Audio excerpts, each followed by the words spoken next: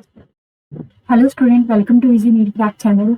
आज आपके पास एक इन्फॉर्मेशन आई है जो कि आपकी किससे रिलेटेड है। ये आपके जो नीट का सिलेबस है वो रिड्यूस हुआ है, उसके रिगार्डिंग यहाँ पर बताया गया है। एनएमसी की अगर हम बात करें, नेशनल मेडिकल कमीशन जो नीट 2024 को हेल्ड करने वाली है, इस कमीशन ने अभी अभी एक नोटिस जारी किया है। आज एक नोटिस जारी किया है, इन्होंने बताया है, एक पब्लिक नोटिस है। इसके अकॉर्डिंग क्या है कि जो आपका नीट का सिलेबस है वो रिवाइज कर दिया गया है। वो बता दिया गया है कि क्या सिलेबस रहने वाला है आपका नीट 2024 के लिए, जो कि I think according to me एक बहुत हमारे लिए पॉजिटिव पॉइंट भी रह सकता है। पॉजिटिव क्यों है? देखिए, अगर किसी भी चीज की इंफॉर्मेशन आपके पास टाइम से पहले आ जाती है तो आप उसके लिए बहुत अच्छे से क्या करते हो, प्रिपेयर कर लेते हो। यानी कि अब आपको पता चल चुका है, क्योंकि हमें पता है कि 5 मई जो है 2024 में वो हमारी नीट एग्जाम की टेंटेटिव डेट या फिर बेसिकली लगा लो एक डेट आ चुकी है हमारे पास, ठीक है, ऑफिशियल डेट आ चुकी है। अब हमें उस पर काम करना है, बट हमें ये भी पता होना चाहिए कि हमारे पास उसके रिगार्डिंग सिलेबस क्या क्या रहने वाला है। तो इस पूरी वीडियो में मैं आपको बताने वाली हूँ कि हमारे पास स्पेशली बायोलॉजी में क्या क्या सिलेबस रिड्यूस हुआ है, उसका क्या पॉजिटिव इम्पैक्ट आपके ऊपर रहने वाला है एंड क्या नेगेटिव इम्पैक्ट इसका रहेगा। ठीक है, तो सामने आप एक ऑफिशियल पब्लिक नोटिस देख रहे हो। ये जो है NMC, national medical commission, under graduate medical education board जो है, उनके थ्रू ये नोटिस जो है दिया गया है। इसमें बताया गया है कि this issue with the approval of competent authority. यहाँ पर अगर आप ध्यान से देखोगे तो इसका मतलब ये आपका कब रिलीज हुआ है, ये आपका हुआ है 6/10/2023, यानी कल रिलीज हुआ है आपके पास। ठीक है, तो चलिए इसमें देखते हैं। मैं सिर्फ बायोलॉजी की बात करने वाली हूँ स्टूडेंट्स की, कौन कौन सी चीजें हमारे लिए इसमें रिड्यूस कर दी गई हैं। ठीक है, मैं थोड़ा सा अगर मैंने जब इस नोटिस को ध्यान से देखा था तो मुझे इसमें थोड़ा सा ये लगा था कि शायद सिलेबस में कुछ और रखा जा सकता था। मतलब हुआ क्या है, बेसिकली बहुत सारी चीजें हटा दी गई हैं जो मुझे नहीं लग रहा है सच बहुत ज्यादा इम्पोर्टेंट था उनको रिड्यूस करना। बट द थिंग कि इसके लिए बच्चों को थोड़ा सा हेल्प मिलने वाला है। हेल्प कैसे मिलने वाली है उनको, कि सिलेबस कम हो गया है। अगर सिलेबस कम हो गया है तो ऐसी कंडीशन में स्टूडेंट्स जो है वो जितना सिलेबस है उसको बहुत अच्छे तरीके से पढ़ सकते हैं, राइट। बट साथ में कुछ नेगेटिव एस्पेक्ट भी इसके रहने वाले हैं, जिसके बारे में मैं वीडियो में भी बात करूंगी। मैंने इसके रिगार्डिंग एक शॉर्ट इन्फॉर्मेशन भी आपको अपने चैनल पर दी है। फिर अभी हम कंप्लीट बात करते हैं। ओके, तो ये जो है सिलेबस आपका फिजिक्स का रहने वाला है। फिजिक्स में क्या क्या आपके पास चैप्टर जो है, सॉरी, फिजिक्स में क्या क्या चैप्टर जो है रिड्यूस हुए, वो सब इन्फॉर्मेशन आपके पास रहने वाली है। ठीक है, तो चलिए आगे देखते हैं क्या है। आपको पता है ये सब फिजिक्स के बारे में मैं नहीं बताऊंगी, केमिस्ट्री कौन सी चीजें रिड्यूस हुई है वो भी नहीं बताऊंगी। मैं स्पेशली बायोलॉजी के बारे में आपको बताती हूँ। तो बायोलॉजी वाले सेक्शन पर चलते हैं। ठीक है,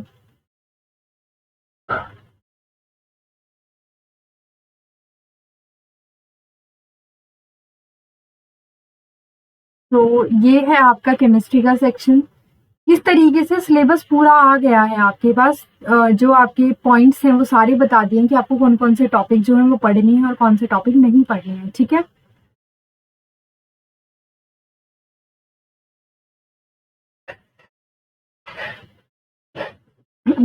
हाँ जी, ये है आपके पास बायोलॉजी का सिलेबस। देखिए, फर्स्ट यूनिट जो है हमारी रहती है diversity in the living world. ये सब बच्चों को पता है, diversity in the living world जो है वो हमारी पहली यूनिट रहती है। और इस यूनिट में आपके पास टोटल 4 चैप्टर होते हैं। तो इन्होंने क्या कहा है, सेम ही रहने वाला है, इसमें कोई हेरफेर नहीं किया गया है, जैसा है ऐसा वैसा ही रखा गया है। लिविंग क्या है, बायोडाइवर्सिटी, टेक्सोनॉमी, 5 किंगडम क्लासिफिकेशन जो है आर एच विटेकर का, बायोलॉजिकल क्लासिफिकेशन सेकंड चैप्टर जो है, ठीक है, उसके बारे में बताया गया है। तो इसमें आपको क्या क्या पढ़ना होगा, आपको पढ़ना है मोनेरा, पढ़ना है आपको प्रोटिस्टा, पढ़ना है and fungi into major group. Fungi के जो 4 ग्रुप हैं वो आपको पढ़ने ही है। ठीक है, जैसे एस्कोमाइसिटीज हो गया, फाइकोमाइसिटीज हो गया, विसिटोमाइसिटीज हो गया, डिप्टीरियोमाइसिटीज है। तो ये चारों ग्रुप आपको पढ़ने हैं। लाइकन पढ़ना है, वायरसेस पढ़ने हैं, वायरॉइड्स पढ़ने हैं। ठीक है, ये हमारा पहले भी रहता था, ऐसा ही रहने वाला है। होता क्या है, बायोलॉजिकल क्लासिफिकेशन को बहुत ज्यादा ओवर पढ़ा दिया जाता है। ठीक है, which is I think not as much necessary. अगर आप उतना भी नहीं पढ़ोगे, बहुत डीप में पढ़ा दिया जाता है, तो कोई बात नहीं, हम नीट के अकॉर्डिंग ही पढ़ने जा रहे हैं। अब देखिए, थर्ड हमारा जो है चैप्टर वो है प्लांट किंगडम। प्लांट किंगडम की अगर बात करें तो इसमें आपको फीचर्स पढ़नी है, क्लासिफिकेशन ऑफ प्लांट्स पढ़नी है। मेजर ग्रुप में कौन कौन से मेजर ग्रुप हैं स्टूडेंट्स? एल्गी है, ब्रायोफाइट्स है, टेरिडोफाइट है, जिम्नोस्पर्म है। अब जिम्नोस्पर्म में के बाद इन्होंने लिखा है 3 to 5 salient and distinguish features and at least 2 example of each category. उससे ज्यादा इसका मतलब आपको नहीं जाना है, आपको सिर्फ 2 ही एग्जाम्पल हर एक कैटेगरी के याद करनी है। जिम्नोस्पर्म में जैसे कि साइकस हो गया, पाइनस हो गया, आपको यही याद करना है। टेरिडोफाइट में जो आपके एनसीईआरटी में मेंशन है वो याद करना है, डायग्राम मेंशन है वो याद करनी है, आपको बहुत ज्यादा डिटेल में नहीं जाना है। नेक्स्ट है आपका चैप्टर जो कि है एनिमल किंगडम। एनिमल किंगडम के बारे में बात करें तो ये 2 पार्ट में डिवाइड रहता है। एक रहता है आपके पास कॉर्डेटा और एक रहता है नॉन कॉर्डेटा। मोस्टली बच्चे क्या कर लेते हैं, पीएचडी कर लेते हैं इस चैप्टर पर। मैंने खुद देखा है 3-3 महीने लगा रहे हैं सेम चैप्टर पर, ऑर्डर पढ़ रहे हैं, उनके फर्दर ग्रुप पढ़ रहे हैं, डिविजन्स पढ़ रहे हैं। भाई क्यों रिक्वायरमेंट है? नहीं है उसकी रिक्वायरमेंट, वो नहीं पढ़ना है, क्योंकि जब आपके पास इन्होंने खुद लिख दिया है नॉन कोडेट अप टू फाइला लेवल, आपको सिर्फ फाइलम पढ़ने हैं। फाइलम में इसके लिए, इस चैप्टर के लिए जो मैं आपको करवाऊंगी वो मोर देन सफिशिएंट होगा, क्योंकि मैंने बहुत सारी चीजों को देखा है कि कहाँ पर क्या चीजें थोड़ी सी एक्स्ट्रा पूछी जा सकती हैं रेदर देन योर एनसीईआरटी। उससे बाहर मत जाना स्टूडेंट्स। एनिमल किंगडम बहुत बड़ा चैप्टर है, इसी में गुम हो जाओगे अगर इसमें चले गए, ठीक है। तो इसीलिए जितना यहाँ पर दिया है, इन्होंने कहा है फाइला लेवल तक आपको पता होना चाहिए और क्लास लेवल तक आपको पता होना चाहिए कॉर्डेट के बारे में, जैसे एव्स हो गया, मैमल्स हो गए, तो ये क्लासेस के बारे में आपको पता होना चाहिए, ठीक है। तो आई होप ये समझ में आ रहा है कि आपको इनके बहुत सिंपल सिंपल सी चीजें पढ़नी है, बहुत डिटेल नहीं पढ़ना है। नेक्स्ट हमारे पास है structural organisation in animals and plant, ठीक है। देखिए इसमें आपके पास टोटल हम बात कर रहे थे 3 से 4 चैप्टर आते हैं। कौन कौन से आते हैं? मोर्फो आता है, मोर्फोलॉजी आता है, ठीक है। एक मिनट, थोड़ा सा लैग हो रहा है स्टूडेंट्स, आई थिंक अभी ठीक है। हाँ जी, मोर्फोलॉजी आता है, स्ट्रक्चरल ऑर्गेनाइजेशन इन एनिमल्स आता है, जिसमें आप बहुत डिफरेंट टाइप के टिश्यूज के बारे में पढ़ते हो। उसके अलावा हमारे पास क्या आता है? उसके अलावा आता है हमारे पास कॉकरोच आता है, और फ्रॉग आता है, और क्या आता है? अर्थवॉर्म आता है। हमें जैसे कि पता है कि अर्थवॉर्म हटा दिया गया था एंड फ्रॉग भी हटा दिया गया था, ठीक है। हमारे पास सिर्फ एक इंसेक्ट बचा था, कॉकरोच, वो हमें पढ़ना होता था। तो जो कॉकरोच इंसेक्ट है वो हमें पढ़ना होता था। बट अगर आप यहाँ पे ध्यान से देखोगे स्टूडेंट्स, तो इन्होंने तो इस चैप्टर में कुछ और ही कर दिया। इन्होंने कहा है पहले तो मॉर्फो के बारे में बात की है, मॉर्फोलॉजी एंड मॉडिफिकेशंस, टिश्यू के बारे में बात की है, फिर एनाटॉमी एंड फंक्शन, फिर अपना नेक्स्ट चैप्टर जो है वो कौन सा है? एनाटॉमी वाला है, 6th चैप्टर फ्लावरिंग प्लांट वाला, ठीक है। इसके अलावा इन्होंने बहुत अच्छे से कहा है कि आपको रूट पढ़ना है, स्टेम पढ़नी है, लीफ पढ़नी है, इन्फ्लोरेसेंस पढ़नी है, साइमोज और रेसिमोज टाइप के ही इन्फ्लोरेसेंस पढ़नी है, फ्लावर के बारे में पता होना चाहिए, फ्रूट एंड सीड, ठीक है। To to be deal along with the relevant practical of the practical syllabus, ये साफ साफ इन्होंने लिख दिया है। अब यहाँ पर देखो क्या आ गया है, फैमिली के बारे में ध्यान से देखो स्टूडेंट्स, फैमिली को देखो। फैमिली में आपके पास आप 3 फैमिली आपके एनसीईआरटी में पढ़ते हो, फैबेसी पढ़ते हो, सोलिनेसी पढ़ते हो, लिलिएशियाई पढ़ते हो। तो यहाँ पे दिक्कत नहीं है। क्यों दिक्कत नहीं है? क्योंकि इन्होंने साफ लिख दिया है। साफ क्या लिख दिया है? आपको टोटल 5 फैमिली इन्होंने बताई हैं। एक फैमिली है आपकी मालवेशियाई, एक है क्रूसीफेरेसी, और एक आपकी लेग्यूमिनेसी फैमिली है, एक कंपोजिटिव फैमिली है, देन ग्रामीने फैमिली है। तो हमें ये सब पढ़ना पड़ेगा, आपको इनके फ्लोरल फॉर्मूले याद करने पड़ेंगे। अब तक आप सिर्फ 3 पढ़ रहे थे, अब आपको 5 पढ़नी पड़ेंगी, क्योंकि एनएमसी ने ये साफ साफ लिख दिया है कि आपको ये पढ़ना ही पड़ेगा, ठीक है। तो खैर ये पढ़ोगे आप। तो अभी इसके बारे में जब मैं आपको चैप्टर पढ़ाऊंगी तो मैं आपको पढ़ाऊंगी इसके फ्लोरल फॉर्मूले। नेक्स्ट चैप्टर हमारा एनिमल टिश्यू रहने वाला है, जिसमें मोर्फो है, anatomy of and function of different systems रहेंगे, तो वो पढ़ेंगे, ठीक है। यहाँ पर अगर ध्यान से देखोगे आप, इंसेक्ट फ्रॉग नहीं होता है, फ्रॉग एक एम्फीबियन है। तो यहाँ पर समझ आता है कि कहीं ना कहीं कुछ गड़बड़ हुई है, या तो मिस प्रिंट है, या फिर वो कॉकरोच ही लिखना चाह रहे थे, या फिर वो फ्रॉग ही लिखना चाह रहे थे। तो यहाँ समझ नहीं आया है कि वो क्या है।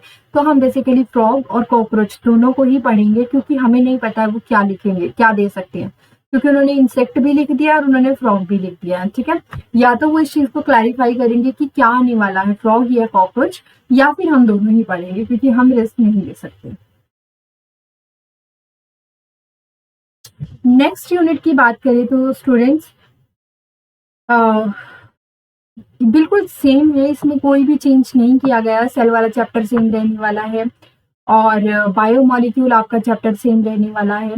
सेल डिवीजन सेम रहने वाला है। अब ये समझ नहीं आया इन्होंने इसको बी सेल डिवीजन क्यों लिखा है नोटिस में, बट द थिंग कि सेल डिवीजन वाला चैप्टर आपका सेम रहने वाला है, ठीक है। अच्छा, नेक्स्ट चैप्टर पे आ जाओ, प्लांट फिजियो। प्लांट फिजियो की अगर मैं बात करूं तो स्टूडेंट्स हमारे पास प्लांट फिजियो में टोटल 5 चैप्टर होते थे।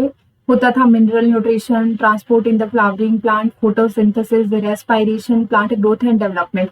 ये 5 चैप्टर हमारे पास होते थे, बट अगर आप स्क्रीन पर ध्यान से देखोगे तो इन्होंने सिर्फ 3 चैप्टर दिए हैं, यानी कि आपके 2 चैप्टर टोटली हटा दिए गए हैं। ट्रांसपोर्टिंग प्लांट हटा दिया गया है, मिनरल न्यूट्रिशन हटा दिया गया है। और क्योंकि जब वो हटा ही दिया गया है तो अभी के लिए हम भी उसको कवर नहीं करेंगे। हम जब पूरा सिलेबस हमारा हो जाएगा उसके बाद ही हम उसको कवर करेंगे, ठीक है। तो सबसे इंपॉर्टेंट फोटोसिंथेसिस है, फिर रेस्पायरेशन है और फिर प्लांट ग्रोथ एंड डेवलपमेंट। इसमें कोई चेंज नहीं किया गया है, सब कुछ सेम रखा गया है। आपको सब कुछ पढ़ना है जो जो आपकी एनसीईआरटी में गिवन है, ठीक है। उसके बाद देखो नेक्स्ट 11th क्लास की हमारी ह्यूमन फिजियोलॉजी। ह्यूमन फिजियोलॉजी में अगर आप देखोगे तो टोटल 7 चैप्टर होते थे। डाइजेशन वाला होता था, रेस्पायरेशन होता था, सर्कुलेशन सिस्टम था जिसमें हार्ट की बात है, फिर एक्सक्रीटरी था, फिर लोकोमोशन था, न्यूरल कंट्रोल एंड कोऑर्डिनेशन था, केमिकल कंट्रोल था, ठीक है। तो इसमें से टोटली इन्होंने क्या किया है, एक चैप्टर डाइजेशन वाला जो आपका 16th चैप्टर है उसको टोटली हटा दिया है। सेम हम उसको अभी नहीं पढ़ेंगे, उसको होल्ड पे रखेंगे। After the completion of syllabus हम उसको कवर करेंगे। Breathing and respiration, body fluid and circulation, excretory product, locomotion, neural control और finally chemical coordination. Same as it is है पूरे चैप्टर, कोई भी इसमें चेंज नहीं किया गया है। जो एनसीईआरटी में मेंशन है वो सब आपको पढ़ना होगा, ठीक है। ये तो थी आपकी बात 11th क्लास की।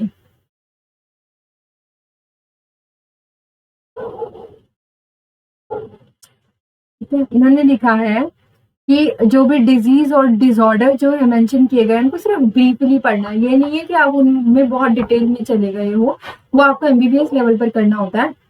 अभी के लिए आपको सिर्फ डिजीज और डिसऑर्डर जो है वो थोड़े से ब्रीफ में पढ़ने हैं, ठीक है। रिप्रोडक्शन, अब नेक्स्ट आपके पास आती है यूनिट 6, जो कौन सी है, ये आपकी 12th क्लास स्टार्ट हो गई है। रिप्रोडक्शन यूनिट में स्टूडेंट्स अगर आपको पता हो तो टोटल आपके पास 4 चैप्टर रहते थे। एक रहता था सबसे पहले रिप्रोडक्शन इन ऑर्गेनिज्म, उसके बाद रहता था sexual reproduction in flowering plant, फिर ह्यूमन रिप्रोडक्शन था और फाइनली था रिप्रोडक्टिव हेल्थ। तो आपकी स्क्रीन पर साफ दिख रहा है कि आपका रिप्रोडक्शन इन ऑर्गेनिज्म पहला चैप्टर जो था वो हटा दिया गया, जिस चीज से मैं थोड़ा सा अपसेट हूँ, क्योंकि वो चैप्टर एक ऐसा चैप्टर था जो बहुत जगह लिंक कर रहा था। मैं डाइजेशन वाले चैप्टर से भी सेटिस्फाई नहीं हूँ, क्योंकि वो चैप्टर भी आपको पता होना चाहिए था। बहुत अच्छा चैप्टर था, बहुत हेल्पफुल होता आपके लिए अगर आपको वो चैप्टर दिया जाता, बट वो भी हटा दिया गया है। रिप्रोडक्शन इन ऑर्गेनिज्म कितने जगह से इसका लिंक बन रहा था वो हटा दिया गया है। Biology is basically about the connection. अगर आपको एक चैप्टर पता है तो आपको दूसरा चैप्टर उससे लिंक करने में इजी रहेगा, बट यहाँ पर कुछ चैप्टर ऐसे हटा दिए गए हैं जो समझ नहीं आ रहा क्यों हटाए गए हैं, ठीक है। खैर, अब मैंने कहा था पॉजिटिव और नेगेटिव इफेक्ट क्या होने वाले, एक बार मैं सिलेबस डील कर लूँ उसके बाद बताती हूँ। तो यहाँ पर आपको सिर्फ 3 ही चैप्टर मिलने वाले हैं, sexual reproduction in flowering plant, human reproduction and reproductive health. आपको सिर्फ ये 3 चैप्टर मिलने वाले हैं। जेनेटिक्स एंड इवोल्यूशन की अगर हम बात करें तो जेनेटिक्स एंड इवोल्यूशन जो है वो भी आपके पास सेम एज इट इज रखा गया है, कोई खास उसमें चेंज नहीं किया गया है। 3 चैप्टर है, तीनों ही चैप्टर आपको पढ़ने हैं। डिसऑर्डर पढ़नी है, जो भी उसमें स्ट्रक्चर दी गई है, फंक्शन दिए गए हैं, वो सारे एस्पेक्ट आपको पढ़ने हैं। इवोल्यूशन की बात करें तो इवोल्यूशन में फाइनली एक चीज लिखी गई है, ह्यूमन इवोल्यूशन। पहले लिखा जाता था कि आपको ये बहुत ज्यादा डिटेल में पढ़ना होता था, लेकिन ऐसा ऐसा कुछ अभी लिखा नहीं गया है। तो यहाँ पर थोड़ा सा हम क्या कर सकते हैं, सिंपली सिंप्लीफाई कर सकते हैं। मेरे पास एक पूरा फ्लो चार्ट है आपके लिए, हैंड रिटन नोट्स हैं इसके, जिसमें आप सिर्फ एक पूरे फ्लो चार्ट में पूरा ह्यूमन इवोल्यूशन समझ सकते हो। तो आप मेरे साथ इस चैनल पर जुड़े रहना, मैं आपको पूरे handwritten notes human evolution के देने वाली हूँ। आपको उससे बहुत हेल्प मिलने वाली है ह्यूमन इवोल्यूशन को याद करने में, ठीक है। हाँ जी, उसके बाद हमारी एक यूनिट आती थी बायोलॉजी एंड ह्यूमन वेलफेयर, ठीक है। बायोलॉजी एंड ह्यूमन वेलफेयर में टोटल 3 चैप्टर आते थे स्टूडेंट्स। एक आता था हेल्थ एंड डिजीज वाला, एक चैप्टर आता था माइक्रोब्स इन ह्यूमन वेलफेयर की किस तरीके से हमारे लिए यूजफुल है माइक्रोब्स, और एक आता था हमारे पास strategies for enhancement in food production, कि आप फूड को प्रोड्यूस करने के लिए फूड के प्रोडक्शन के लिए जो स्ट्रैटेजीज होती हैं, जब वो स्ट्रैटेजीज कौन कौन सी होती हैं, प्लांट ब्रीडिंग हो सकती है, एनिमल ब्रीडिंग है, तो कैसे आप उसको इम्प्रूव करोगे, वो चैप्टर हटा दिया गया है। आई थिंक वो चैप्टर एज मच इम्पॉर्टेंट नहीं था, तो उसका हमारी सिलेबस पर कोई खास फर्क नहीं पड़ने वाला है। बट ठीक है, अगर वो रहता तो कुछ नॉलेज आती, बट कोई बात नहीं, वो चैप्टर रिमूव कर दिया गया है। ठीक है, नेक्स्ट बायोटेक वाली जो यूनिट है इसको कंप्लीट रखा गया है, इसमें किसी भी तरह का कोई भी चेंज नहीं किया गया, which is a very good thing actually, क्योंकि ये हमारे फ्यूचर स्कोप इससे रिलेटेड बहुत ज़्यादा है। तो आपको बायोटेक तो एटलीस्ट कंप्लीट पता होनी चाहिए। तो मुझे जहाँ तक लगता है ये बहुत अच्छा पॉइंट रखा गया है कि बायोटेक में से कुछ भी रिड्यूस नहीं किया गया है। ठीक है, नेक्स्ट है लास्ट यूनिट आपकी इकोलॉजी एंड एनवायरनमेंट। स्टूडेंट्स आपको पता है इसमें टोटल 4 चैप्टर आते थे। एक आता था ऑर्गेनिज्म एंड पॉपुलेशन, एक आता था इकोसिस्टम, एक था बायोडाइवर्सिटी एंड इट्स कंजर्वेशन, और फाइनल था आपके पास एनवायरमेंटल इश्यूज।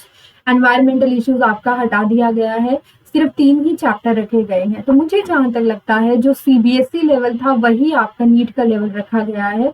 सीबीएसई में जो जो चैप्टर रिड्यूस कर दिए गए थे वही सब चैप्टर आपके नीट में भी हटा दिए गए हैं, एमएनसी ने उनको हटा दिया है। ठीक है, अब इसकी प्लस और नेगेटिव पॉइंट की अगर मैं बात करूं स्टूडेंट्स, तो प्लस पॉइंट देखो क्या है। प्लस पॉइंट आपके पास ये है कि आपको टाइम से पहले पता चल गया है कि आपके पास ये इंफॉर्मेशन है, और अब आप उसी अकॉर्डिंग अपनी स्ट्रैटेजी बना करके नीट 2024 के लिए प्रिपेयर कर सकते हो। राइट, आपका टाइम वेस्ट नहीं होगा। होता क्या था बेसिकली, कुछ टाइम से ऐसा चल रहा था कि कोई भी चीज आती थी तो उसकी इन्फॉर्मेशन आपको 1-2 महीने पहले ही मिलती थी, जिसकी वजह से बच्चों में प्रेशर इंक्रीज हो जाता था। बट ये बहुत अच्छा स्टेप उठाया गया है कि आपको इन्फॉर्मेशन करीबन 6 to 7 मंथ पहले ही दे दी गई है, so that you can prepare accordingly। ठीक है, तो this is a very plus point, good point. Second good point इसमें क्या है, आपको वो चीजें अननेसेसरी नहीं पढ़नी है जो नहीं आ रही है सिलेबस में। तो इसकी वजह से आपका फिजिक्स और केम में भी कुछ रिड्यूस हुआ होगा डेफिनेटली। आप पूरी पीडीएफ पढ़ना, उसमें आपको पता चलेगा, टेलीग्राम पर मैंने सेंड की हुई है पूरी पीडीएफ। तो इससे आपको पता चलेगा कि आपकी केमिस्ट्री और फिजिक्स में भी कुछ रिड्यूस हुआ है, बायो में भी कुछ रिड्यूस हुआ है। तो डेफिनेटली आपके पास थोड़ा तो सिलेबस कम हुआ है, और अगर थोड़ा सिलेबस कम हुआ है तो आपके पास टाइम बच गया है अपने आप को और अच्छे से तैयार करने के लिए। ठीक है, तो ये भी एक प्लस पॉइंट हो सकता है उन स्टूडेंट्स के लिए जो कि बहुत ज्यादा सीरियस हैं अपनी स्टडीज के लिए। ठीक है, अब एक चीज और, इसका नेगेटिव इम्पैक्ट क्या होने वाला है। देखो, घबराना मत, बट इसका एक नेगेटिव इम्पैक्ट ये है कि जब आपके पास सिलेबस कम होगा तो आपके पास थोड़ा सा टाइम एक्स्ट्रा बचेगा। सिलेबस कम होगा तो उस कंडीशन में बच्चे जो हैं, जो सीरियस हैं बहुत अपनी स्टडी को लेकर के, वो क्या करेंगे, मल्टीपल टाइम उसकी रिविजन कर लेंगे, इजीली कर लेंगे। ठीक है, बहुत सारे अगर मैं बात करूं तो जैसे कि डिफिकल्ट टॉपिक हट भी गए हैं, तो उस कंडीशन में स्टूडेंट्स को थोड़ा सा पॉजिटिव पॉइंट मिला है इस चीज का कि वो सिर्फ जो इम्पोर्टेंट है उसको याद करेंगे। बट नेगेटिव क्या हो गया है कि सब 16 से 17 लाख बच्चे इस एग्जाम के लिए बैठते हैं, और अगर सेम सिलेबस सबके पास है और रिड्यूस हो गया है, तो ऐसी कंडीशन में स्टूडेंट्स आपके पास टाइम जो है वो ज्यादा मिल गया है सभी स्टूडेंट्स को पढ़ने के लिए। तो ऐसी कंडीशन में बहुत सारे बच्चे जो हैं कंपटीशन के लिए आगे आएंगे, बहुत अच्छे तरीके से तैयार होकर के आगे आएंगे। तो आपका सक्सेसफुल रेट जो है वो आपको अगर इंक्रीज करना है तो आपको थोड़ा एक्स्ट्रा एफर्ट अब लगाना पड़ेगा। आप जितना सोचकर बैठे थे, अगर आप 90% सोचकर एफर्ट लगाने के बैठे थे, तो अब आपको 95% अपना एफर्ट देना होगा।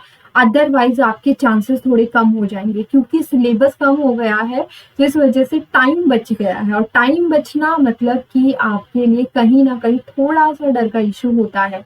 बट इसमें कोई ये ज्यादा नेगेटिव होने वाली बात नहीं है, क्योंकि जिसको जितना करना है वो उतना ही करता है। ठीक है, ऐसा नहीं है कि बहुत सारे बच्चे लग गए हैं तो अब 5 चैप्टर कम हो गए तो वो लग गए जी जान से, नहीं। जिसको करना है वो तो अपना कर ही रहा है। लेकिन हाँ, कुछ बच्चे ऐसे होते हैं जो मोटिवेटेड हो जाते हैं कम सिलेबस को देख करके, तो शायद उनकी वजह से कंपटीशन थोड़ा बढ़ सकता है।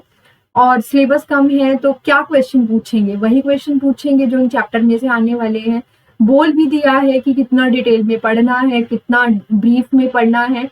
तो कहीं ना कहीं एनसीईआरटी को पूरा फोकस कर दिया इन्होंने, जो बहुत अच्छी बात है। अब आपके पास बहुत इनफ टाइम है, एक पूरा फ्लो चार्ट है कि आपको कैसे चलना है, ठीक है। और मैं तो आपको पूरी बायोलॉजी पढ़ा ही रही हूँ, तो अभी हमने अपना चैप्टर एनसीईआरटी वन शॉट भी स्टार्ट कर रखा है, तो आप मेरे साथ लगे रहो, एनसीईआरटी वन शॉट भी पढ़ते रहो। एंड ये पूरा बायो का मैंने आपको बताया है, रिवाइज्ड सिलेबस जो आया है, तो इसके पॉजिटिव और नेगेटिव इम्पैक्ट दोनों समझ में आ गए होंगे। तो लग जाओ स्टूडेंट्स, बिकॉज अब यही राइट टाइम है। अब इसके बाद और कोई चेंज नहीं होने वाला। अब ये सोचो कि बैठ के नहीं अब कुछ और भी चेंज आएगा या हो सकता है और भी वीडियोस कर दें, नहीं, ये लास्ट है। इसमें जो है वही आपको पढ़ना है। जो करेक्शंस होंगी वो मे भी की जा सकती हैं, बट इसका मतलब ये नहीं है कि इसमें से और चैप्टर डिलीट कर दिए जाएंगे, ठीक है। तो आप पूरी मोटिवेशन के साथ अब लग जाओ, क्योंकि आपके पास टोटली 7 मंथ बचे हुए हैं, जिनमें से 6 महीने तो हमें सिर्फ और सिर्फ अपना सिलेबस कंप्लीट करना होता है, ठीक है। हमारा पूरा ये रहने वाला है कि हम कोशिश करें 5 to 6 मंथ में हमारा अपना सिलेबस कंप्लीट हो जाए with PYQ, with your additional questions, and साथ में आपके पास क्या हो, एक महीना बचा हुआ हो फॉर द रिवीजन, ताकि आप उसमें बहुत अच्छे से प्रिपेयर कर सको, आपके माइंड पे बर्डन ना रहे, ठीक है। तो क्वेश्चन, मैक्सिमम क्वेश्चंस आप प्रैक्टिस कीजिए। हैंड रिटन नोट्स आपको टेलीग्राम पर मिलने वाले हैं, कोई डरने वाली बात नहीं है, एवरीथिंग इज ओके। आप अननेसेसरी मत घबराओ, बस अपना डाइट पे ध्यान रखो, एंड जितना भी आपके पास सिलेबस है उसको बहुत अच्छे से पढ़ते जाओ, ठीक है। तो आज की वीडियो में बस यहीं पर खत्म करते हैं स्टूडेंट्स। अगर आपको किसी भी तरह की कोई भी प्रॉब्लम है, कोई भी लाइक आप चाहते हो सिलेबस से रिलेटेड या कोई भी ऐसा जो आपको टॉपिक समझ नहीं आ रहा है, तो यू कैन कमेंट अस।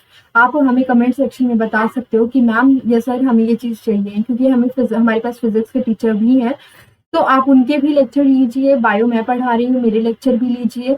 अगर आपको कोई भी टॉपिक से प्रॉब्लम आती है, तो मैंने एक बायोलॉजी सीरीज चला रखी है जिसमें मैं topic of the week cover कर रही हूँ। नेचुरल सिलेक्शन मैंने कवर किया था। अभी आने वाले टाइम में जो आप टॉपिक मुझे कमेंट सेक्शन में बताओगे, मैं वो कवर करने जा रही हूँ। तो स्टूडेंट्स मोटिवेट रहो, घबराओ मत, इजीली चिल होकर के पढ़ो। 8 to 10 डेज आप डेली अपनी स्टडीज को दो, जब तक कि आपका एग्जाम नहीं आ जाता है। उससे ज्यादा दे सकते हो तो बेटर है, बट 8 to 10 जो आवर्स हैं वो आपको देने ही है मिनिमम, ताकि आप एक अच्छा लेवल जो है, एक अच्छा मार्क्स का लेवल जो है वो स्कोर कर सको, ठीक है। तो खैर आज का बस इतना ही रहने वाला है। अभी मैं आपको और चैप्टर वगैरह बताऊंगी। हमारे चैनल से जुड़े रहो, टेलीग्राम पर आप हमें फॉलो कर सकते हो, इंस्टा पर मोर पोस्ट के लिए आप हमें फॉलो कर सकते हो, और हमारा चैनल तो है ही जहाँ पर आप हमारी अलग अलग प्लेलिस्ट में जाकर के सारे लेक्चर, मोर इन्फॉर्मेशन आप देख सकते हो, ठीक है। थैंक यू स्टूडेंट्स, जुड़े रहो और मोटिवेटेड रहो।